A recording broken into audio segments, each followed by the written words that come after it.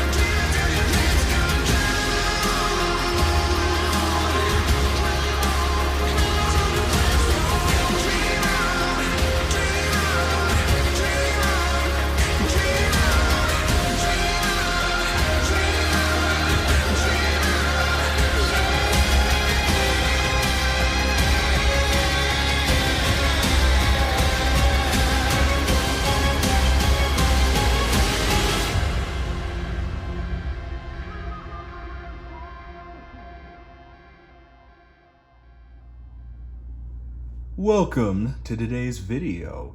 Thank you for joining me on this episode of the 172nd Air Wing channel. Today we have up for review HobbyMaster's rendition of a US Navy F-4B. This one is in the colors of VF-51 Screaming Eagles, call sign Eagles 110, modeled after an F-4 that scored a MiG-17 victory on May of 1972. But we'll rewind a little bit and start the story someplace perhaps unexpected for many of you joining me in today's video review. For those of you who are new to the channel, what I do is I review 1/72nd scale die-cast models, and I will talk about the aircraft's history and some of its heritage before we get into the model details and how it stacks up as an accurate representation, or in some cases when they don't. So I think the story behind these airplanes is important to share, because in any combat airplane, you're not just looking at a couple of air crew, a pilot or a backseater flying a mission in a combat airplane. What you're looking at is the sum total of efforts of dozens, if not hundreds of people, from the plane captains or crew chiefs for the Air Force that are turning wrenches to keep their charges in the air, to the supply officers who have to get parts and equipment to replace components and oil filters and hydraulic lines and things of that sort, to the tech reps who have to come from the companies that make these aircraft, in this case McDonnell Douglas, although there are others, who go out and look at how they're being used and answer questions and act as a source of information and expertise when things are need to be solved and problems come up that need to be overcome. And you have the people, of course, way back home who build these things. So there's a large circle of people that are involved in keeping a combat aircraft and its crew in shape to fight. And it's those people that I dedicate these videos to, because oftentimes their stories don't make it to the final product of a movie like Top Gun or Iron Eagle or so forth. You know, those films you generally just see the main character gyrating around at unrealistic speeds, doing unrealistic things in airplanes that are unrealistically named, or even in the case of Iron Eagle 2, unrealistically assigned to the wrong country. Not that I'm bitter about that or anything. So today's video, once again, is about the VF-51 F-4B Phantom II, and this is a bit of a unique story because this is an unusual case of a squadron having to overcome a large number of obstacles before they were even in a position to fight. So the story begins at the conclusion of Operation Rolling Thunder. When that operation ended in 1968, there was a period of time between 1968 and 1972 when combat operations were somewhat of a lower level. This was done, of course, to deflect criticism and to induce peace talks for the Vietnamese situation, which, of course, was not successful. So in 1972, Richard Nixon takes office and orders an escalation to the air campaign, one day of which involved 10 May of 1972, when a coordinated strike operation between the U.S. Air Force and the U.S. Navy was launched against North Vietnam in a surge attack to make it very clear to Hanoi that they really needed to take the peace talks seriously or face the consequences. And on that day, this F-4 scored a MiG kill against a MiG-17 using a Sidewinder missile. But before that happened, VF-51 almost didn't make it to the USS Coral Sea in the first place. You see, they were the final squadron flying the then obsolete Vought F-8 Crusader when they were ordered by the U.S. Navy to transition to the F-4 Phantom.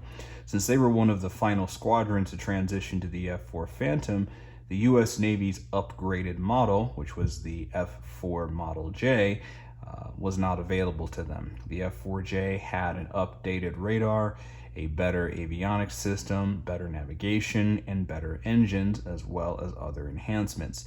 These were the F-4s assigned to most of the operational squadrons already in Southeast Asia. As such, VF-51 was ordered to hand over their old F-8s and step into an airplane that was almost as old as the ones they were getting rid of. Because you see, the F-4B that was modeled here were all in storage after the Marines wrote them off as unfit for service. VF-51 had to take possession of a batch of derelict Hangar Queen F-4Bs stored for posterity at U.S. Marine Corps Air Base El Toro. If that doesn't sound familiar to you, that's because it's been closed for some time. But in the early parts of the 1970s, it was still an active duty U.S. Marine Corps base. And it is there where a batch of, again, old, decrepit, unused, very much considered written off F-4Bs were stored. So in a story seemingly ripped out of the plot lines of an Ace Combat movie, or story, I should say, they don't really have a movie yet unless you count Top Gun as that movie. This Ace Combat video game style plot started off with VF-51 taking delivery of these airplanes and having to refurbish them for frontline service, and this led to some unintended and interesting complications. One of the problems that these airplanes had were the Marines were having problems with the radios in them, and seeing as how they were used for dropping bombs in South Vietnam, the Marines didn't see it as a priority to fix the radio issues. There was a problem with some of these airplanes where the radio was broadcasting the Sidewinder growl instead of broadcasting the crew's verbal guidance.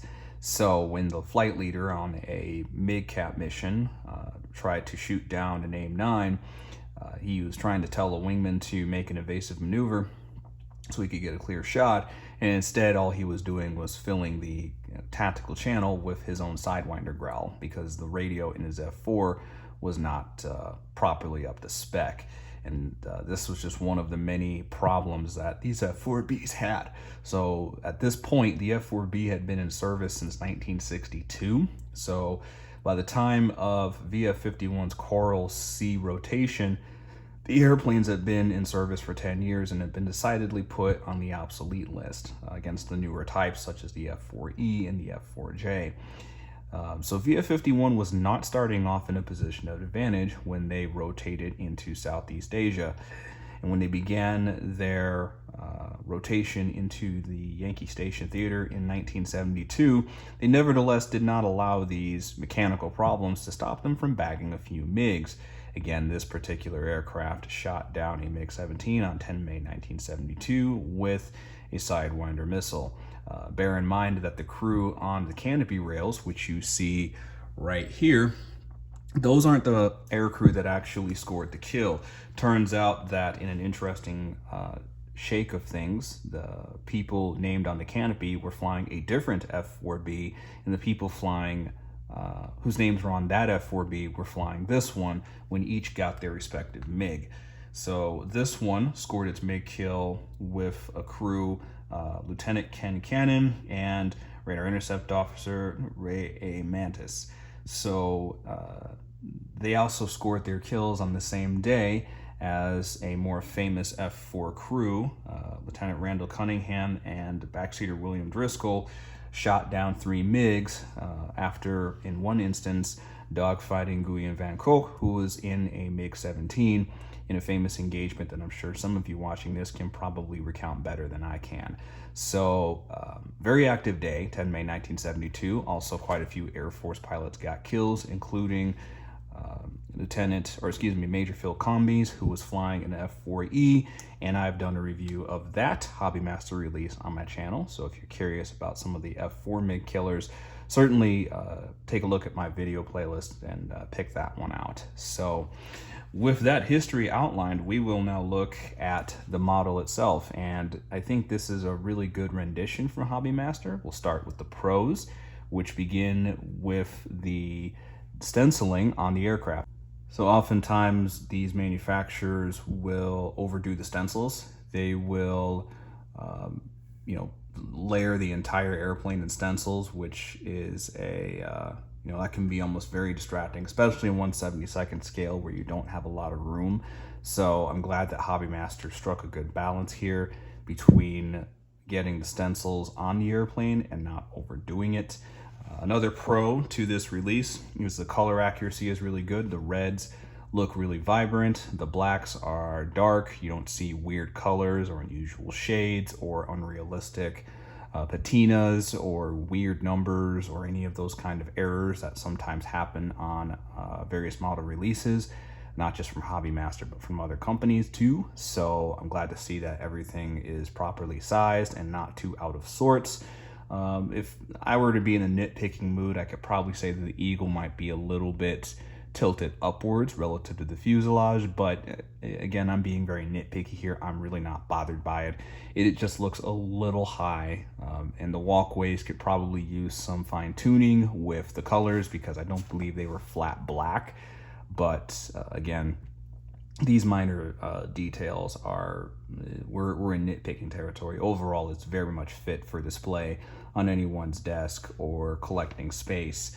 So the landing gear, some of the small parts, which has been a traditional Achilles heel of the F4 tooling from HobbyMaster, I'm glad to say that in this release they've done a good job putting them together. So you can attach the landing gear without the assistance of white glue or blue tack. This is not always the case with many of their F4 releases, and being an F4 fan myself, I've got quite a few of them. So consequently,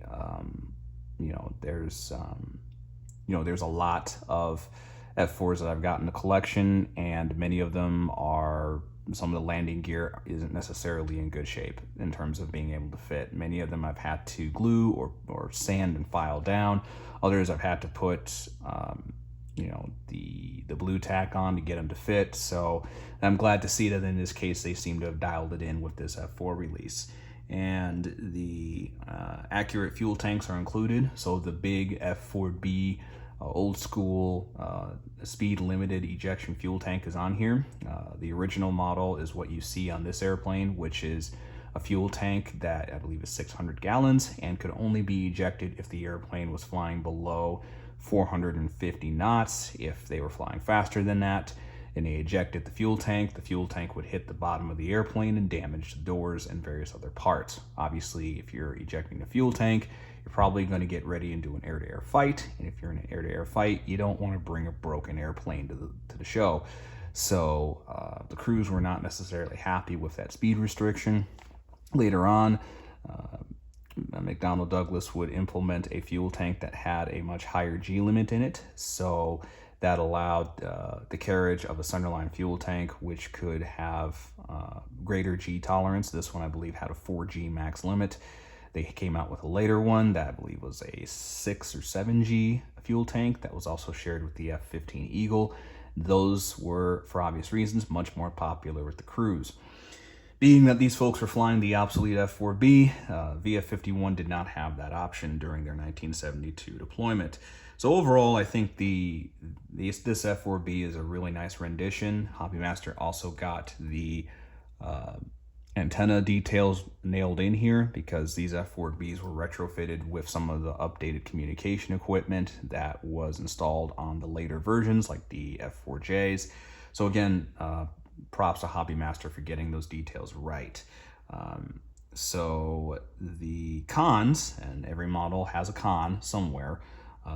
The first is what you see on the inner pylons. If you noticed, these are older AIM-9Bs on an inboard pylon, and this is because these missiles and this pylon, as well as its correspondent on the other side, came from my F-110 Spectre model, which I have packed up at the moment. So I did this because on the day of the mission, according to Lou Drendel's book, which I use for source material in this video, the F-4Bs that were flying on 10 May 1972, they were doing a MiG cap. So their job was to fly around and protect the strike package from any North Vietnamese MiGs, which, by the way, is a very daring duty to do in an airplane that's 10 years old, relatively obsolete, and flying second-rate technology aboard. So at this juncture, they were flying with, I believe, 2 Sparrows. According to source material, they had 2 Sparrows and 2 sets of missiles, AIM-9Gs, I believe, and 3 fuel tanks coming off to the ship, which, of course, they jettisoned before engaging the MiG-17. So the air-to-ground weapons that you get in the kit are what you would see on a Phantom that was on a flak strike. So some Phantoms were tasked to drop bombs on anti-aircraft guns that were shooting at the strike airplanes. And for that mission, they would have 2 Sidewinders and bombs under the wing. So having bombs in this release, not a big fan of that. It would be, I don't object to them doing that if they had an option for, say, just the air-to-air AIM-9Gs, but the only ones you get in the box with this are the air-to-ground bombs and the missiles. So not a fan of that, especially if you're someone that wants to display this airplane as it was on the day when they did shoot down a MiG. So you'll have to either fiddle with a hobby knife to pull the bomb rail off of the missiles that it comes with, or you'll have to take a set from another Phantom that you have, like I did, so you have something that's more closer to what it was. Now, I do realize the AIM-9Bs aren't, they're not accurate either. The U.S. Navy was not using these in the linebacker years. So again, this isn't quite 100% accurate, but it's closer than what you get out of the box. And the aft stabilizers right here, they're also called stabilators or horizontal stabs, which on the F4 are not very horizontal. These are not accurate to the actual F-4B because they have the upturn leading edge, which was built into the later F-4E and F-4J and F-4S to enhance the turn rate of the F-4s.